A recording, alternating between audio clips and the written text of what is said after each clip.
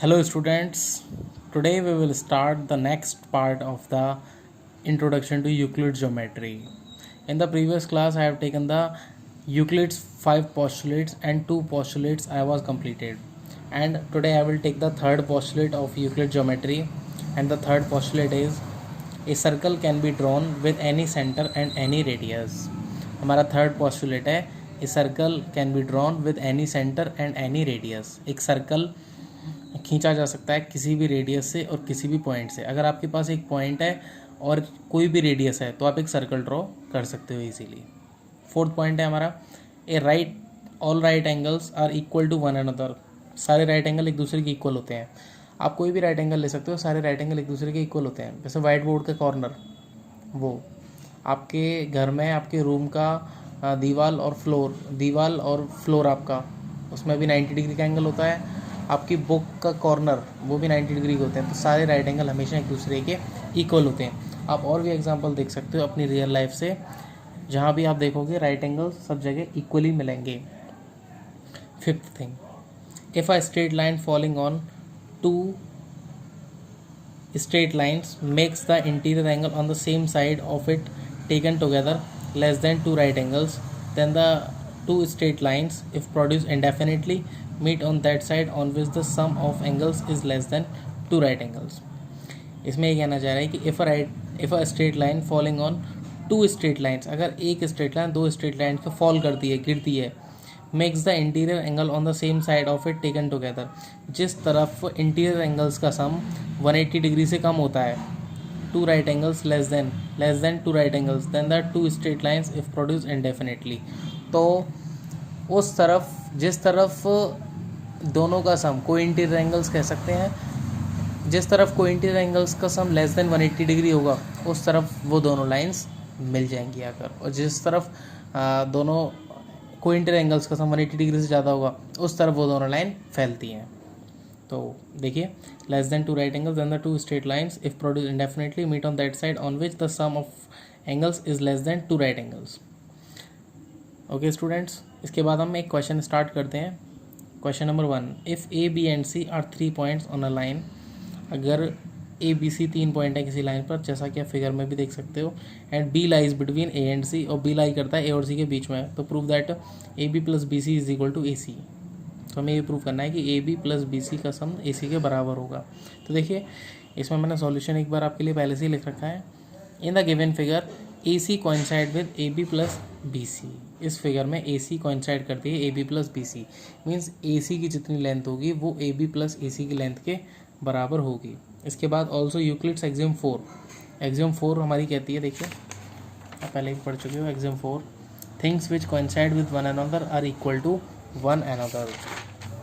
उसके बाद also says things which coincide with one another are equal to one another. जो चीज़ें एक दूसरे के बराबर होती हैं वो are equal to one another, वो दोनों भी एक दूसरे के बराबर होती हैं.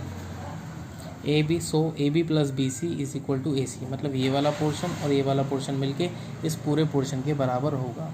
इसके बाद एक अच्छा क्वेश्चन मैंने यहाँ से लिया है आपके लिए, ये भी आपकी बुक का एग्जाम्पल है, आप इसमें देख सकते हैं. देखिए, prove that an equilateral triangle can be constructed on any given line segment. एक equilateral triangle, prove that an equilateral triangle can be constructed on any given line segment. किसी भी लाइन सेगमेंट पर आप ड्रॉ कर सकते हो. Just देखिए, मैं आपके यहाँ पर आपको लेता हूँ.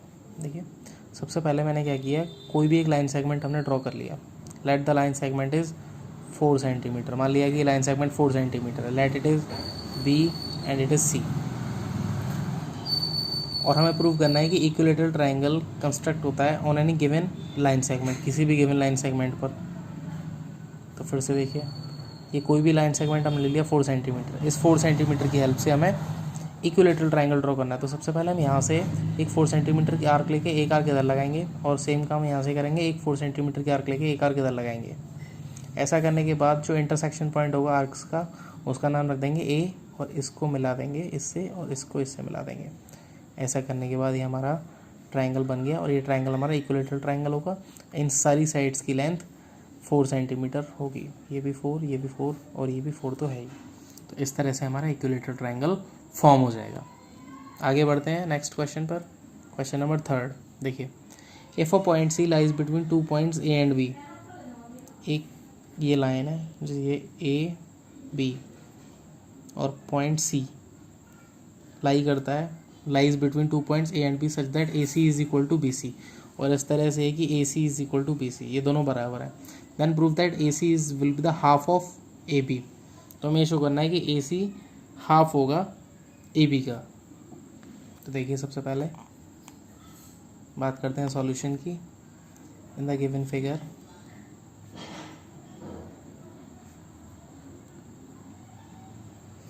Given figure point C lies between 2 points A and B such that, और इस तरह से है कि A C is equal to B C, ये हमें दे रखा है। A C is equal to B C, that is given to us. उसके बाद हम आगे बढ़ते हैं। On adding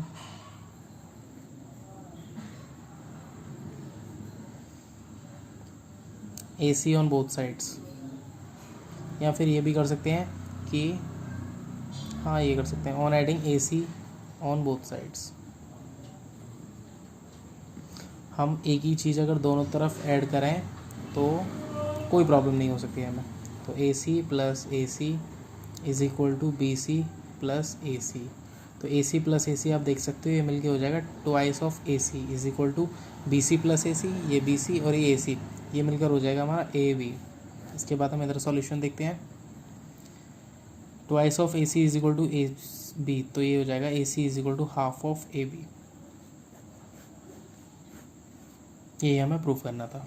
so it is proofed. आगे बढ़ते हैं अब हम। Question number 4, in given figure A C is equal to B D. अब की बार देखिए ये प्रूव हो चुका है हमारा ये। अब नेक्स्ट क्वेश्चन, मैंने चारों क्वेश्चन इंपॉर्टेंट लिखे हैं, इसमें से 4 क्वेश्चन इंपॉर्टेंट है, and question 3rd and 4th are most important questions. इसका सॉल्यूशन देख सकते हो बच्चे आप। In figure A C is equal to B D, इस फिगर में ए सी है बी डी के बराबर दे रखा है हमें। देखो हम यहाँ पे लिखेंगे in figure A C is equal to B D, A C B D के बराबर है। ए सी को हम तोड़कर लिख सकते हैं A B plus B C is equal to, B D को हम तोड़कर लिख सकते हैं B C plus C D. तो आप एक चीज़ देख सकते हो यहाँ पे, बी सी इधर भी है, बी सी इधर भी है, बी सी कैंसिल भी हो सकता है, या फिर हम यूक्लिड की एक्सियोम से आए। इफ़ 3rd एक्सियोम पे आ रहा है, देखिए 3rd एक्सियोम है, if equals are subtracted from equals the remainders are equal. तो लिख सकते हो आप बाई एक्सियोम 3,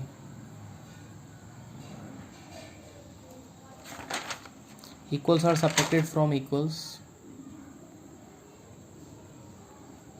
आप एक बार वीडियोस भी देख सकते हो पिछली वाली, तो उसे और अच्छे समझ में आएगा आपके। Equals are subtracted from equals,